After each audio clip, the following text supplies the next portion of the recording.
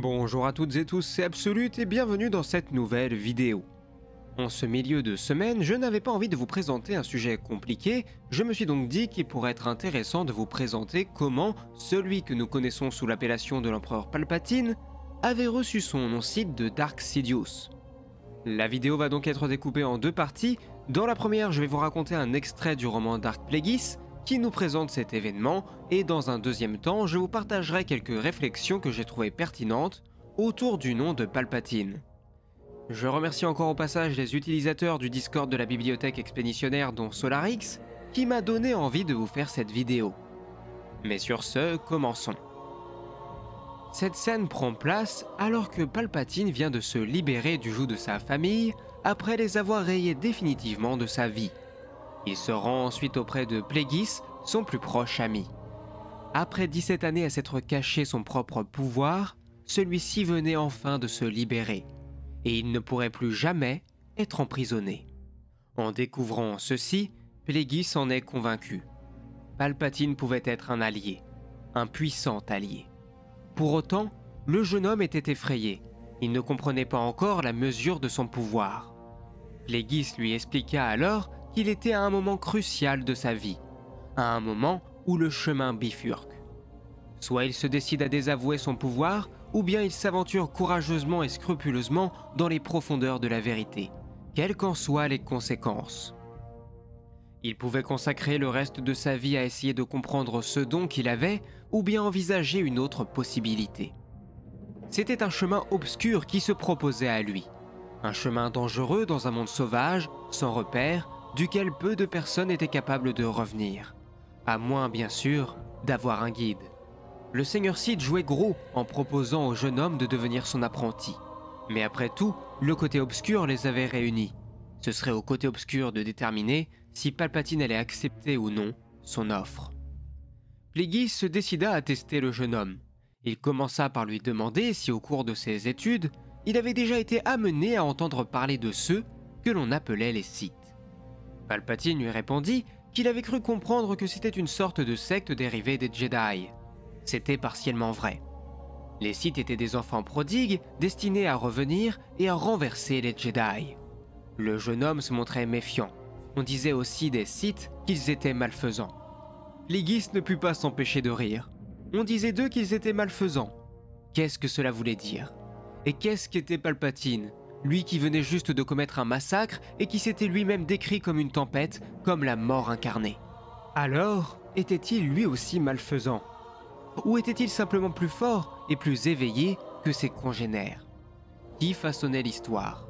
Les bons qui adhèrent à tout ce qui a déjà été testé et approuvé, ou ceux qui cherchent à sortir les êtres de leur stupeur et à les mener vers la gloire?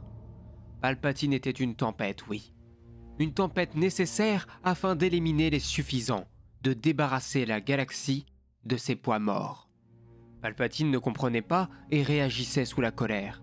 Si ce dont il avait besoin était l'endoctrinement d'une secte obscure, il aurait mieux fait de convaincre ses parents de le mener directement auprès de l'ordre Jedi. Plagueis lui demanda alors qu'est-ce qu'un petit homme comme lui pourrait apporter à l'ordre Jedi.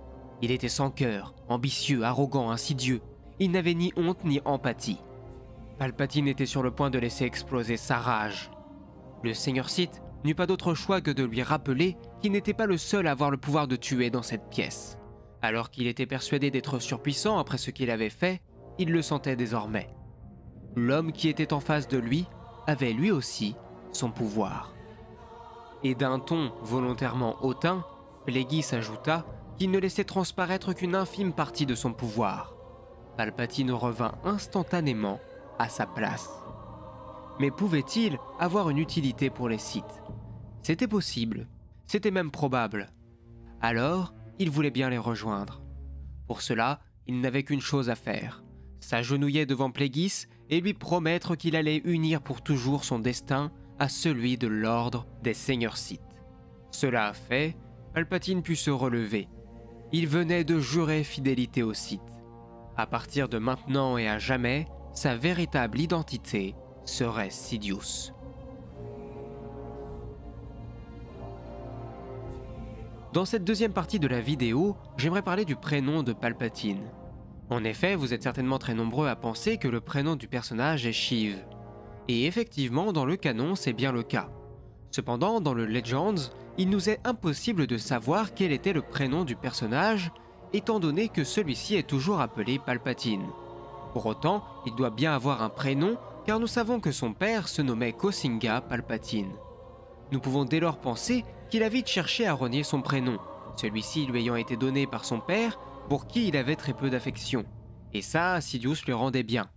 Nous pouvons donc croire qu'il a vite cherché à s'émanciper de son père, et cela commençait par mettre de côté le prénom qu'il lui avait donné. Nous pouvons aussi partir du fait que, comme pour Yoda, il peut parfois être plus intéressant de garder une once de mystère autour de l'histoire d'un personnage. Pour Palpatine, nous pouvons aussi partir du principe que celui-ci a cherché à faire supprimer de l'histoire avec un grand H des éléments de sa vie qu'il n'appréciait pas, comme notamment toute sa jeunesse. Certains dans la communauté Legends pensent que Palpatine aurait pu avoir le même prénom que son père, à savoir Kosinga ou Kosinga Junior. Le père ayant très peu d'estime pour son fils, cela aurait également pu jouer sur les mauvaises relations qu'ils entretenaient.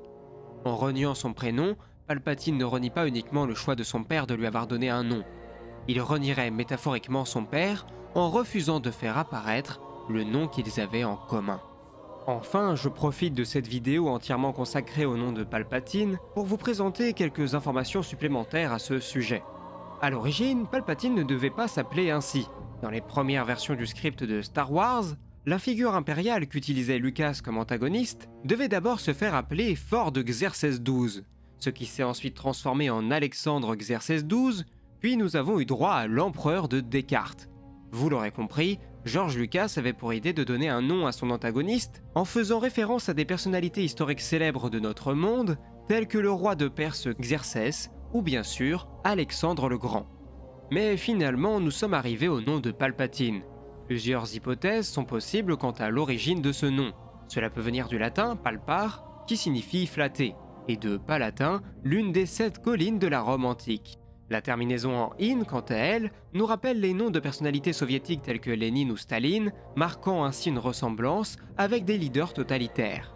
Une autre théorie nous dit que cela pourrait également être une référence à un personnage d'un film de Martin Scorsese dont Lucas était l'ami, puisque l'on pouvait croiser le sénateur Palantine dans Taxi Driver sorti en 1976. Si vous souhaitez en savoir plus concernant la création de Palpatine au-delà de son nom, je vous invite à aller visionner l'avant-dernier épisode de l'émergence des légendes le concernant. Vous allez voir, vous risquez d'apprendre pas mal de petites anecdotes. Sur ce, cette vidéo est à présent terminée, j'espère qu'elle vous aura plu. Comme d'habitude, n'hésitez pas à me donner votre avis dans les commentaires, à partager la vidéo autour de vous et à vous abonner pour ne rien louper des futures sorties. Encore une fois, je remercie chaleureusement toutes les personnes qui me soutiennent, que ce soit sur Utip, YouTube ou ailleurs, merci à vous tous vraiment. Enfin moi, il ne me reste plus qu'à vous dire à la prochaine pour de nouvelles vidéos et que la force soit avec vous, c'était Absolute, ciao.